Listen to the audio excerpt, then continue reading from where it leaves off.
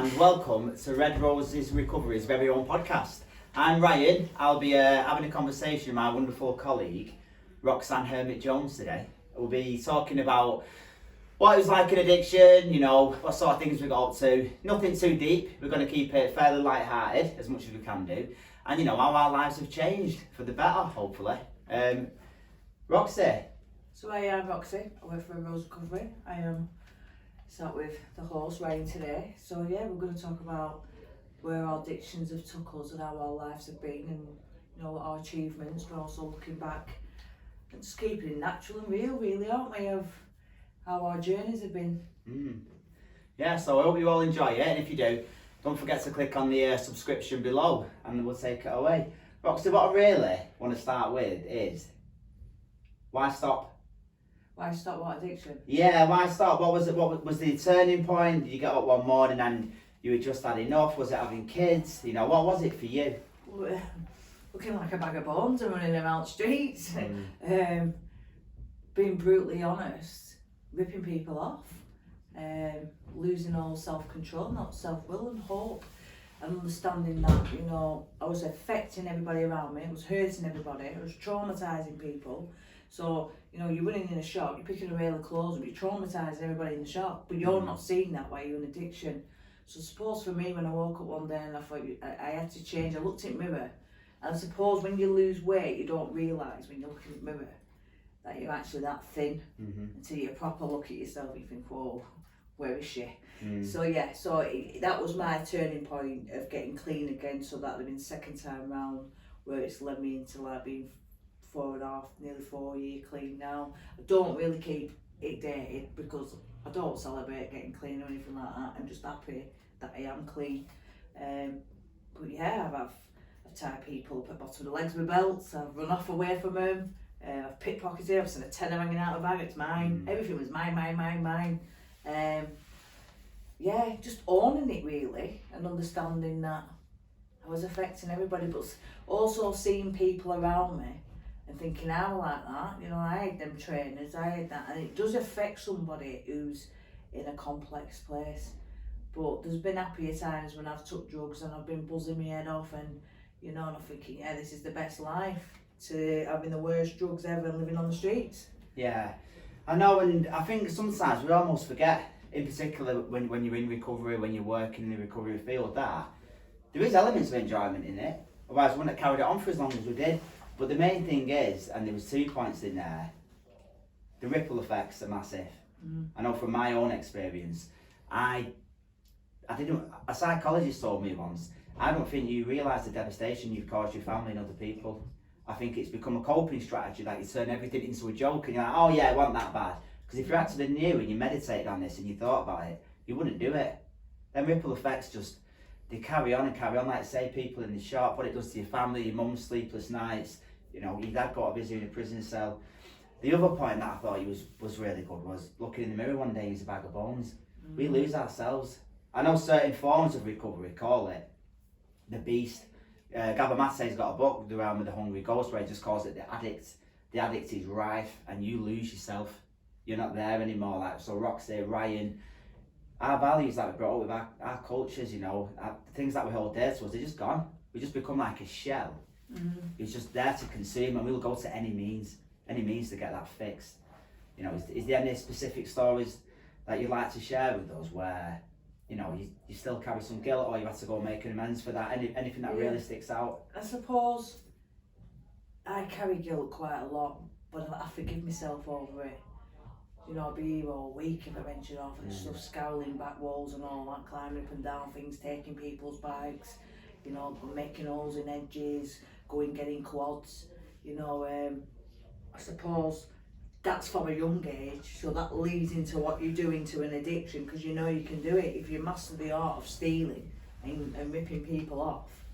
You've always carries that, so it becomes a part. When I got clean, it was like one in basket, one in pocket, one in, I had to stop doing that, thinking, yeah, you know what, I'll get 3 of them, but I'm only paying for 1. So I had to stop stop booting around places. Yeah. What's mine, what's for free? So it's that sort of thing you've got to break from. So yeah, my partner, he don't say it to me anymore. When I got back home, he's like, "You're not rooting today. You're not looking to see what's yours." And I forgot all that now. I do remember once, and I was proper chaotic. And I was out grafting, nicking this handbag, and I remember it, and it makes me cringe. And I hit this handbag, and I'm rooting through it, walking down the street, and I shouldn't laugh. I'm rooting through it like a time of my life. Dig, dig, dig, dig. Oh yeah, fall. Yeah. And then I've looked across road, so I'm walking down, I've like turned my head, looked across road, and I seen my daughter's nana with my daughter and kids. She just picked them up from school, and it was the tears in my daughter's eyes. Me mum. Yeah. But now I'm having two times. I've got money, got this, got that. So my head's going into thinking I'm going to score, but it was the guilt of looking at my daughter because she hadn't seen me for months. Like, that's my mum. No matter what state I was in, I was still a mum. And I think that affected me quite a lot, to think to myself, what was I actually doing to that child at the time? All that aces and trauma was causing her, running around with his handbag, more bothered about the handbag and the phone and the money, rather than thinking, I need to be getting better and going on to be a mum.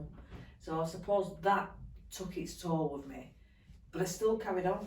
That's how evil it can make you, to still carry on with them. Yeah, 100%. Depending what sort of recovery you follow, I know the 12 steps will call it a disease, or alcoholism, you're stuck in that ism of the I, self and me. And it is very much all about me. What can I, being a mum, being a wife, those sort of things, they could become not as important as scoring. So, and I know you personally as well, and how important family is to you, and these days as well. I'm sure my family, this is the thing with me, you get different kind of people that use drugs in different kinds of way. I'd walk in a shop empty, but I'd always get my kids somewhere. I'd always kick them out. Well, that's alright then, isn't it? No, but you get what I mean? So in my world, that was alright. Yeah. Roxy still being a mum, but it weren't. Because you're not being a mum, are you? No, we justify it to ourselves. No, honestly. The behaviours are wrong around it, but in that world of your own, you're thinking, what about you? I've got them trainers, I've got them in well, trainers ain't taking them to school and feeding them, is it? Yeah. So you just, when you start to understand the balance of like where your thinking is, and what's right and wrong, there can be a right and there can be a wrong, and there can't be. But once you understand yourself as a person and say, well, wait a minute, was you brought like that? Did your mum go out and empty a shop and say, here, get the tracking on, or get some trainers on? No, she went out, she worked, she provided. So then you start going back into thinking, well, what was good about what my mum and my dad did for me? Rather than thinking, what did my brother do? He went out and stole cars. Oh, well, yeah, that looks very inviting, that is for free. So where you've got to you're battling with yourself to think what's right, and then you automatically start learning who you are.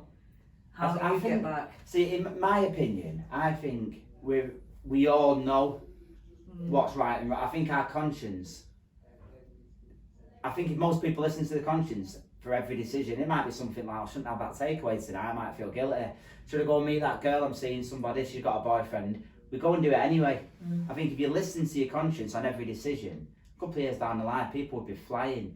But I know I didn't have a conscience and addiction, or suppressed it, or justified it. And you made an interesting point with the thinking. It was your thinking. Someone told me once, because we all work from a lived experience perspective at Red Rose. We are addicts ourselves that have got some clean time. Mine was alcohol. I've used all substances, but drinking was the one. And I used to put a lot of my problems down to alcohol. And someone said to me once, it's not a drinking problem you've got, Ryan. It's a thinking problem. It's the way you think, the way you perceive the world. That's got to change. If that doesn't change, you'll go back to drinking. Yeah. I suppose we're all like that, because we're not born with manuals, we're learning, aren't we? Definitely. So our mistakes, and you always learn, from when the brain's developed as a baby, from being inside the womb, and you're developing everything, you're listening and all that, to coming out. You're burning yourself, you're getting burnt by your spoon as a joke off your mum, aren't you? Oh yeah, you know what I mean? So that sort of thing, that's you learning what it is. But we're never born, so this is where we go into destruction, when we start spreading out into finding friends and going to school and nicking off school. Then we start, you go one way, over this say, don't we? So that's you trying to learn what the world is about. We never get it right. Our mistakes is what makes us better sometimes. Yeah, it makes any sense. I do, and as long as we learn from it. I mean, I live this way now, not out of choice, I'd say more along the lines of the way I was choosing to live. Life battered me into submission. It beat me to submission, so then I had a choice to go and live another way. Yours sounds slightly different. It was almost like looking in your daughter's eyes that day. It was everything. Yeah. That's just one thing. I can remember it being so dark. I can remember walking streets for hours just in a dark place. But I've had time in my life sometimes. I've sat in houses smoking my head up, watching people killing each other and fighting. Like, what are you doing? Having pipe after pipe. Yeah. You know, so with me, it was like I would go or not. But once I did something, I battered the back off it. If I was in addiction, I went it fully. I weren't coming back for it till I said, oh, you know what, I've had enough now. Do you think there's another way out of it, or do you think people have to be battered like that? Because we work with a lot of people that's very complex people that are still very much in the midst of addiction on a daily basis. And I sometimes think, how are you living like this? Like, why don't you live a different way? But it's so entrenched in that thinking. But when I use my lived experience, if I was telling a 25-year-old me, you don't have to drink and use drugs, you can prevent all this, but you stop using now and you live like that, I wouldn't have listened. Do you think some people can get it by, well, visible recovery, or do you think some people have to be battered into it? Some people don't get clean till they're about 80. Do you know, I've seen people come in and inspire and they've been at an old age. Some people just don't get it. Some people have had that much trauma, they've had ACEs, they've been in a bad accident, they've been addicted to all different kinds. The brain is a big part what doesn't release what we should be doing, because everything about it is thinking you're keeping yourself safe in addiction, which we're looking at and you're not. So, you know, until you switch someone's brain off and say, right, wake up, you're all right now.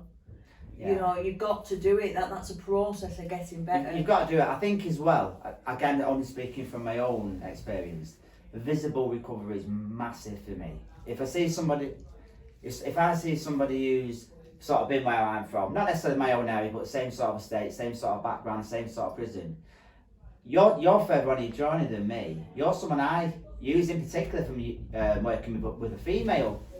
Yeah. I think we had one a couple of weeks ago and I brought you in and saying, you know, Roxy's been there, and you know, look at her now. It's achievable. That's the word again, been there, no, and this is where we need to use our terminology differently. We can identify Roxy's been there, because we haven't had that same journey. So identify. It's like when we use safe spaces. When I was speaking to Pete, you know, safe means you're bringing yourself in safe. We can keep you safe, but we can't see what's in your pocket. So we keep the safeness within the building as a whole, but you keep yourself safe while you're in the building. So you can be at a party sort of thing. Are you going to be safe at this party? Is there going to be X, Y, and Z? Not at one of your parties, by the sound of it. You know what I mean, don't you? You know, it's all about how you keep yourself safe. You know, if I was on them streets and I was marching around and I had drugs on me, my safety is me, because I'm going to go and smoke my stuff. You ain't having any of it, so I'm keeping myself safe because I've got my stuff. But it's all about that, naturally in the world, is keeping yourself safe, because there's no such thing as a gang, and there's no such thing as he's a 10-man lad over there. He's, you know, don't start with him, because as soon as he's on his own in the street, anybody, you're vulnerable on that street. You're not safe, are you? No. No matter where you are, you're not safe. So, you know, you just got to look at it, is how when they come in, what kind of safe environment are we providing for them, which what we do in the hub. So then the journey, we're part of their journey of trying to get them better understanding, because when you go away from it and come back, I know Red Rose, I'm coming back in there. Yeah. You know, that funny one over there, Roxy, or him over there with shiny teeth, that's red. I think she's referring to me there, everybody. But that's how we look at it. Yeah. So, you know, it's vital all the time, you know, when I went out there and I was volunteering for Red Rose, and then I knew to come back to Red Rose, and I come back stronger. Yeah. If that makes any sense. I come back, well, I know what they do. Makes a lot of sense. I know what Emma taught me, I know what Pete taught me, I know who supported me, and I took that in my journey and used it. So I use it now, everything I've been taught, I use it, and I, use it as a bit of structure, stay in my own lane. Yeah, I love that. I stay in my own lane. I use it quite a lot, what I learned. But I'm grateful that I went out the second time and come back in, because it's made me who I am today. It's made me a lot stronger person, and I can actually stand up for people now and give them a bit of guidance and say, you know what, you've got it. You might not be ready, but you know where I am when you are. Yeah. And on that, everybody, we'll keep it really brief today. But I want to thank you, Roxy, for being so honest in there and putting it so articulately. Yeah, thank you. I'm being sarcastic with that one. I think the message was put out there massively, and that is what we try and provide every day, a safe space where you can come. And you made an interesting point where, not to try and say you've been there, but I can identify with it. And thank you for having me, Wayne. It's always a pleasure. So, thank you everybody. I hope to see you all again very soon. Take care and stay safe. Bye bye.